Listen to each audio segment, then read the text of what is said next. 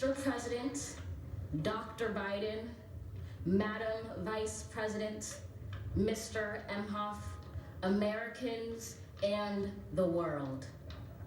When day comes, we ask ourselves, where can we find light in this never-ending shade?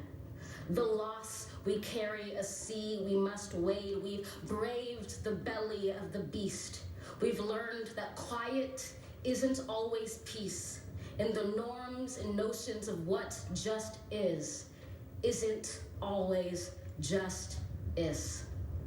And yet the dawn is ours before we knew it. Somehow we do it. Somehow we've weathered and witnessed a nation that isn't broken, but simply unfinished. We, the successors of a country and a time where a skinny black girl descended from slaves and raised by a single mother can dream of becoming president, only to find herself reciting for one. And yes, we are far from polished, far from pristine, but that doesn't mean we are striving to form a union that is perfect.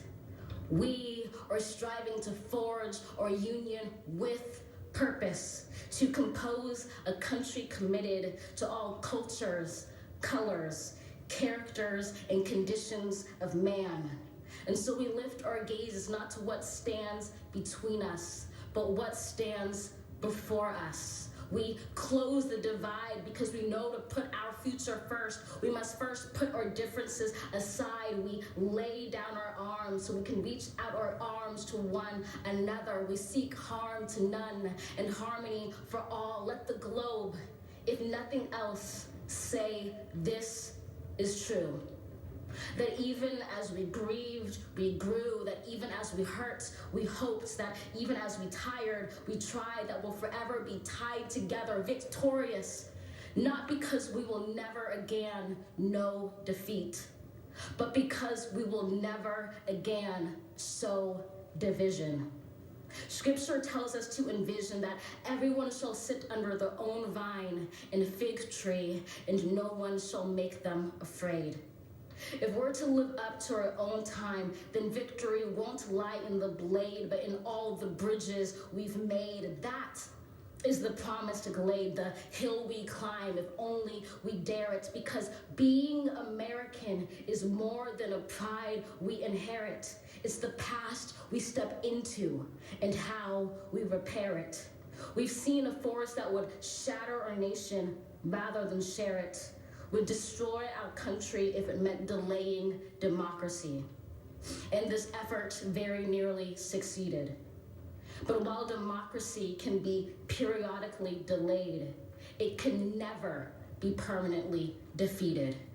In this truth, in this faith we trust, for while we have our eyes on the future, history has its eyes on us. This is the era of just redemption. We feared it at its inception. We did not feel prepared to be the heirs of such a terrifying hour, but within it we found the power to author a new chapter, to offer hope and laughter to ourselves. So, while once we asked, how could we possibly prevail over catastrophe? Now we assert, how could catastrophe possibly prevail over us?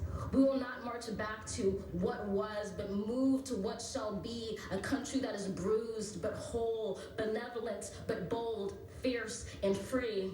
We will not be turned around or interrupted by intimidation, because we know our inaction and inertia will be the inheritance of the next generation. Our blunders become their burdens. But one thing is certain: if we merge mercy with might and might with right, then love becomes our legacy and change our children's birthright.